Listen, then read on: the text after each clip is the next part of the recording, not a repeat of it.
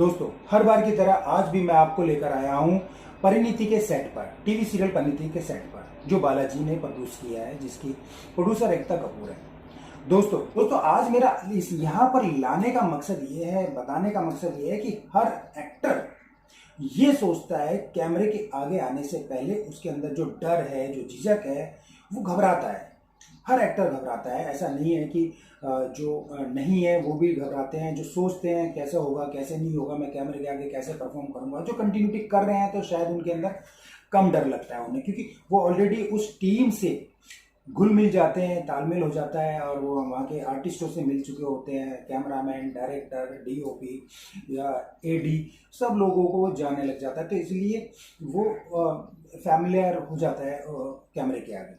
लेकिन उन लोगों का क्या है जो कि नए नए सेट पर एक दिन दो दिन होता है, जो कि जाते हैं और फैमिलियर नहीं हो पाते, तो उनके मन में क्या डर होता है ये आप लोग जानना चाहते होंगे, क्योंकि आपको यही पता है कि मेरे को ऐसा लगता है।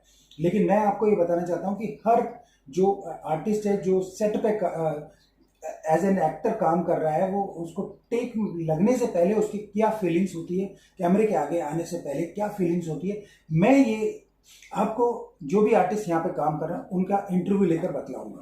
तो प्लीज मेरे इस ब्लॉग में बने रहिएगा और मेरे इस इंटरव्यू को इंटरेस्टेड बनाइएगा, देखते रहिएगा। और अगर अच्छा लगे आपको तो लाइक, कमेंट्स और सब्सक्राइब कीजिएगा और किसी एक को शेयर भी कीजिएगा और बने रहिएगा मेरे इस ब्लॉग में, क्योंकि इसमें आपको बहुत कुछ जानने का मौका मिलेगा। अगर आप सच्ची में एक एक्टर हो, कलाकार हो या आर्टिस्ट बनना चाहते हो, एक्टर बनना चाहते हो, तो ये आपके लिए बहुत अच्छा एक ब्लॉग रहेगा। ठीक है, तो आप मेरे साथ कंटिन्यूटी रहिएगा और मैं आपको एक एक करके सब लोगों के इंटरव्यू लूंगा जो भी इस एपिसोड में काम कर रहे हैं, ऐसे एक्टर जो भी हैं यहाँ पर, उन सब का इंटरव्यू लूंगा। प्लीज आप मेरे चैनल को सब्सक्राइब जरूर कीजिएगा और शेयर जरूर कीजिएगा, कमेंट भी कीजिएगा। ठीक है, तो आपको मैं लेके चलता हूँ एक एक करके सभी आर्टिस्टों का इंटरव्यू लेने के लिए। आप देखते रहिए और मज़ेदार इंटरव्यू करेंगे। अब हम जा रहे हैं जो अपनी परिणीति में कैमियो कर रही हैं ममता जी, क्योंकि सीन लगने वाला है, लेकिन उससे पहले वो थोड़ी देर खाली बैठी हुई हैं और उनसे मैंने बात की, तो इसलिए उनसे मिलने के लिए जा रहे हैं। चलो चलते हैं, थोड़ा टाइम है, हमारे को टाइम दे ही देंगी। ये पहुंच गए उनके रूम के बाहर। चलो, हाय। हेलो, कैसे हैं आप? बहुत बढ़िया। तो हम पहुंच गए हैं इनका कीमती वक्त में से थोड़ा सा टाइम लेने के लिए। ठीक है, हम बैठकर बातें करते हैं।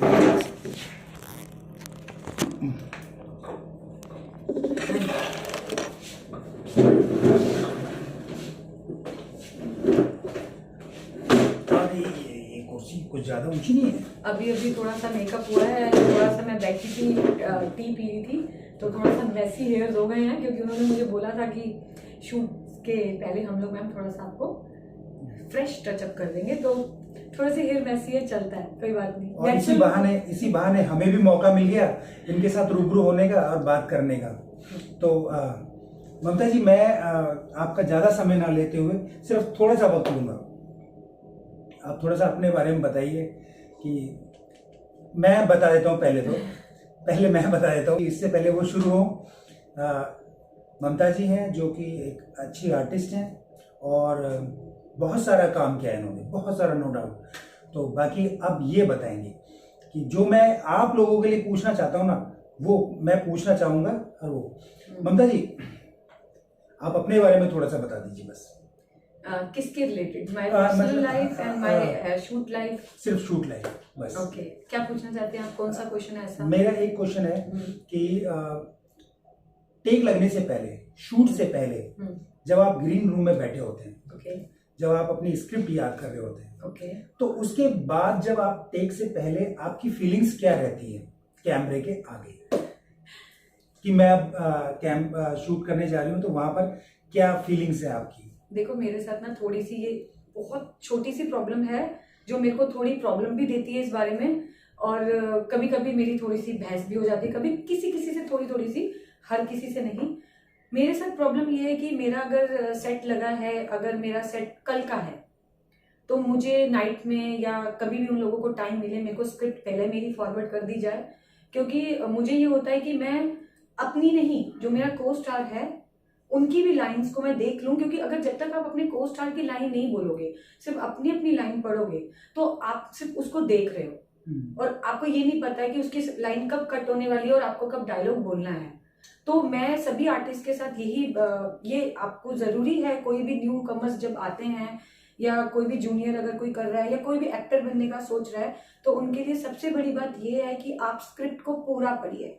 कुछ कुछ लोग देखते हैं कि उनका नाम सिर्फ उसके अंदर है, डायलॉग्स नहीं है, तो सेट पे जाके प्रॉब्लम क्या होती है, अगर आपके डायलॉग्स नहीं, इट मींस नहीं कि आप एक्टर नहीं हो, उस टाइम पर आपके डायलॉग का रिक्वायरमेंट नहीं था, इस वजह से उसमें आपका डायलॉग नहीं है, उसमें आपके सिर्फ एक्सप्रेशंस चाहिए। बट स्क्रिप्ट के ऊपर पूरा मेंशन होता है कि क्या मूड है एक्टर्स का, ठीक है, तो उसको पढ़ना बहुत जरूरी है। और मैं अपने को स्टार का एक्टर्स के, और जो भी, अगर मेरी मदर बनी है, मेरी सिस्टर बनी है, कोई बेटी बनी है या कोई मेरा भाई बना है या ससुर जी बने हैं, मैं उनके डायलॉग इसलिए जैसे उनकी लाइन पहले है फिर मुझे बोलना है, या पहले लाइन मेरी है या उसके बाद उनको बोलना है, मैं पूरी स्क्रिप्ट पढ़ती हूँ। क्यों? क्योंकि मुझे पता हो कि कहाँ पे फुल स्टॉप है और यहाँ से मुझे शुरू होना है। ये मेरा पहला होता है ग्रीन रूम के अंदर, कि मैं अपनी पूरी स्क्रिप्ट पढ़कर जाती हूँ और मेरा सबसे पहला मोटिव यही होता है कि मैं वन टेक दूं, जो महादेव की कृपा से मैं वन टेक ही देती हूँ, ठीक है। बाकी हम लोग आर्टिस्ट हैं, सब इंसान हैं, छोटी मोटी गलतियां सबसे होती हैं, तो मेरा सिर्फ यही होता है कि मैं वन टेक दूं। सब आर्टिस्ट हैं, हम लोग इंसान हैं, गलतियां हम लोगों से ही होती हैं, तो छोटी मोटी गलतियां मुझसे भी हो जाती है, कोई परफेक्ट नहीं हूं मैं। बट हाँ, मुझे ये रहता है कि मैं अगर ग्रीन रूम में होती हूँ, मेरा मेकअप हो रहा होता है, मेरा पूरा कॉन्सेंट्रेट यही होता है, मेरी स्क्रिप्ट, मेरा मेकअप, एंड उसके बाद मेरा मिरर के साथ मेरा पूरे का पूरा रिहर्सल, ठीक है। देन मैं अपने टेक पे पहुंचती हूँ, जहां पर हमारा एक रिहर्सल होता है, उसके बाद टेक लगता है। तो मैं अपना पूरा स्क्रिप्ट करके जाती हूँ और मुझे यही उम्मीद होती है जो मेरा को स्टार भी हो, वो भी हम लोग साथ में जो रिहर्सल करें वो टेक 1 to 1 ही एक दूसरे को दे, जो एक बेस्ट एक्टर की पहचान है। और बस इतना ही है, ये मेरा बाकी एक चीज और पूछना चाहता हूँ, जैसे कि जितनी भी आर्टिस्ट हैं, बहुत सारे लोग मुझसे कहते हैं कि थोड़ा सा डर भी कहीं ना कहीं लगता है कि कहीं फंबल हो जाए, कोई डायरेक्टर ने कुछ कहा, नर्वसपन जो होता है एक आर्टिस्ट के अंदर, वो आपको होता है कि जब आप कैमरे के आगे जाने वाले होते हैं शूट टेक से पहले?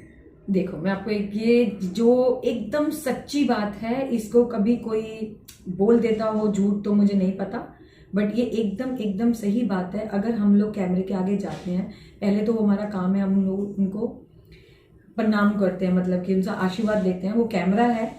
तो सबसे बड़ी बात यह है कि हाँ, नर्वस तो मैं होती हूँ, नर्वस तो मैं होती हूँ। क्यों होती हूँ मैं आपको बताती हूँ, क्योंकि हमारा टेक होता है, बहुत सारे क्वेश्चन हमारे माइंड में चल रहे होते हैं कि हमें इसको ऐसे देना है, ऐसे देना है, ऐसे देना है, ऐसे देना है, सामने कैमरा होता है, एंड देन हमें नॉन स्टॉप सिर्फ कैमरे के साथ बात करनी है। आप समझ सकते होगे कि अगर जैसे ये मेरे साथ बात कर रहे हैं तो मैं इनके बात के जवाब साथ से साथ दे रही हूँ, और अगर मुझे सिर्फ कैमरे के आगे अकेले खड़े होकर बोलना है और आगे से रिप्लाई नहीं आ रहा है, तो पर आपको एक्टिंग करनी ही करनी है, वो आपका लुक है। तो वो कैमरे को उस समय मैं अपना को स्टार समझती हूँ, जब हमारा क्लोजअप कटता है। वो भी बहुत सारी चीजें हैं, वो भी आपको इस ब्लॉग में और ये वीडियोस में आपको काफी सारी चीजें आगे भी जानने को मिलेंगी। तो ये हर एक आर्टिस्ट के साथ होता है। देखो, ऐसा नहीं है कि नर्वस नहीं होते हैं। हम एक मीटिंग पे भी अगर कोई जाता होगा इंटरव्यू देने के लिए, वो भी नर्वस होता है, ठीक है। अगर कोई टीचर है तो आपको ये भी बता दूं कि हमें लगता है कि ये हमारी टीचर है, और आपको शायद पता ही होगा, ऐसी कोई छोटी मोटी बातें से मैं ही कोई इतनी बड़ी ज्ञानी नहीं हूँ। जैसे हमारी टीचर्स होती हैं, उनका भी अगर वो अगर वो 5th स्टैंडर्ड को पढ़ा रही हैं और आगे उनको 8th स्टैंडर्ड दिया जा रहा है, उनके भी एग्जाम्स होते हैं और वो भी नर्वस होते हैं। तो ऐसा कोई इंसान नहीं है जो अपने काम में नर्वस ना हो। नर्वस इसलिए होता है कि कहीं हमसे ना यार गलती ना हो जाए। क्यों? क्योंकि ये जो हमारा लुक है ना, जो हमने आप लोग हमारे फैन हो और आप ही की वजह से हम यहाँ तक पहुंचे हैं। आप तक वो चीज पहुंचाने के लिए सब कुछ अच्छा हो, वो थोड़ी सी नर्वस तब आती है। हाँ, तो और ये एक बात मैं आपसे कह देना चाहता हूँ कि अगर आप इस लाइन में आना चाहते हैं, और एक्टिंग लाइन के अंदर कुछ करना चाहते हैं तो बिल्कुल टेंशन दिमाग से हटा दो कि आपको कैमरे के आगे डर लगेगा। नहीं, आप अपनी बिल्कुल तैयारी अच्छे से करो। हाँ। अच्छे से प्रिपेयर करो, या उसको रटना नहीं, याद करो, स्क्रिप्ट को याद करो। स्क्रिप्ट का एक सबसे बड़ा क्वेश्चन है तो हम आंसर लिख देते हैं, तो हम क्वेश्चन नहीं देखते हैं। मेरी मम्मी पता है क्या करती होती थी, अलग अलग चैप्टर से क्वेश्चन निकाल के देखती थी। उनको पता था कि ये पहला चैप्टर सारा लर्न करके इसने क्वेश्चन तो देखने नहीं, आंसर पढ़ के मेरे को जवाब देने के लिए इसने सब कुछ किया है। रट लेते थे। स्क्रिप्ट को कभी भी मत रटो। स्क्रिप्ट की जो मेन चीज है उसके ऊपर, हाँ, जो मेन है कि किसके ऊपर, जैसे मेरी सास के ऊपर टॉपिक दिया गया है, अगर किचन का सीन चल रहा है या उन्होंने बोला तुमने नाश्ता नहीं बनाया बेटा अभी तक, तो उसके ऊपर क्या सीन क्रिएट हुआ और क्या क्लाइमैक्स होने वाला है या क्या लड़ाई झगड़ा होने वाला है, उस चीज को देखो। लाइन्स को ध्यान रखो जो तुमने अपनी मदर इन लॉ को बोलनी है या अपने हस्बैंड को बोलनी है, ठीक है। उसके अलावा आपको मूड में रहना है। जैसे मैं आपके साथ बात कर रही हूँ, यही वे होना चाहिए मेरा ऑन स्क्रीन। अगर मैं एक्टिंग करूंगी तो वो पता चलेगा। सेटल, बिल्कुल सेटल। जैसे मैं अभी बात कर रही हूँ ये होता है। अगर मैं स्क्रिप्ट को पढ़ के उस तरीके से बात करूंगी तो वो सिर्फ ये लगेगा कि हाँ यहाँ पे फुल स्टॉप है, यहाँ पे कॉमा है, यहाँ पे मेरे को स्टॉप लेना है। नहीं, अब जैसे मैं आपसे बात कर रही हूँ, नॉन स्टॉप कर रही हूँ ना, तो स्क्रिप्ट भी यही है। और मैं आपसे एक बात और बता देना चाहता हूँ। चलो ठीक है, ये सीरियल जो है बालाजी का परिणीति है, जो शाम को 7:30 बजे आता है। आप हमेशा जब भी, अभी हम हैं कैमियोज में है या जब तक ममता जी कर रही है, महीने 2 महीने या 3 महीने या फिर ट्रैक बढ़ जाता है, साल 1.5 साल का भी हो सकता है, तो आप देखना जरूर, देखना, परफॉर्मेंस देखना और आगे ऐसे ही बने रहना हम लोगों के साथ। और मैं एक चीज़ और, ममता जी इंस्टाग्राम पर भी हैं, जिनकी अपनी आईडी है आई एम ममता राणा, तो प्लीज फॉलो करें और ये ब्लॉग को सब्सक्राइब करें और अपना प्यार हमें ऐसे ही देते रहिए, जिससे हमें ये पता चल सके, वैसे तो हमें पता ही है, ये पता चल सके कि हमें जो जानते भी नहीं है वो भी हमसे बहुत प्यार करते हैं। जैसे कि मेरे फैंस जो मेरे लिए इतनी अच्छी अच्छी वीडियोस बनाते हैं, मेरी फोटोज को इतनी अच्छी एडिटिंग करके मुझे टैग करते हैं, ये प्यार जिनको मैं जानती भी नहीं हूँ, सिर्फ नाम पता है, वो भी मुझे नहीं पता कि उनके साथ मेरी बात होगी कि नहीं होगी, वो इतना प्यार देते हैं। तो ये प्यार अपना बनाए रखिए और हम आपको अच्छी अच्छी वीडियोस ऐसे ही दिखाते रहेंगे शूट्स की। और मेरा इंस्टाग्राम आईडी है I am Mamta Rana, like spelling IAMMAMTARANA, Mamta Rana. और आप मुझे गूगल में भी फॉलो कर सकते हैं या गूगल में भी मुझे सर्च कर सकते हैं ममता राणा, आपको मेरी पूरी हिस्ट्री दिख जाएगी। तो ममता जी धन्यवाद, शुक्रिया कि आपने अपना कीमती समय हमें दिया, और आप लोगों का भी थैंक यू कि आप लोग देख रहे हैं, बने हुए हैं अभी तक। तो इंस्टाग्राम पे फॉलो जरूर करना, और ये एज एन इन्फ्लुएंसर 1 लाख से ऊपर इनके सब्सक्राइबर हैं, फॉलोवर्स भी हैं, ठीक है। तो ये हमारे आर्टिस्ट हैं और जिनका एक अहम किरदार है इसमें, और इस टाइम मेकअप हो रहा है, फाइटिंग सीन है बहुत तगड़ा वाला। और उधर भी माही जी हैं, शिल्पी कैरेक्टर का नाम है, इनका मेकअप हो रहा है। अभी तैयारी हो रही है सीन की, और ये तैयारी कर रहे हैं।